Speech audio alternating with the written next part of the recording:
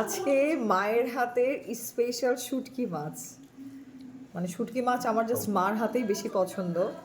মানে মার হাতে ছাড়া আর কখনো আমি যেখানেই বাইরে শুটকি টেস্ট করছি, কখনো আমার এত মজা লাগে নাই। মার হাতে যেরকম শুটকিটা আমার মানে ভালো লাগে। তো শুটকিটা দিয়ে ভাত মাখালাম, তারপরে একটু লেবুর রস নিলাম। আহ, মা তোমাকেও দিব। মা পাশ থেকে অনেক আমার খাবার দেখে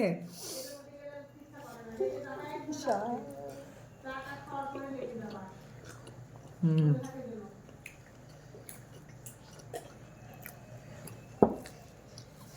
ভগবান আশীর্বাদ করছে, যার জন্য এসে মানে মাউনির আদর, মায়ের আদর নিয়ে গেলাম।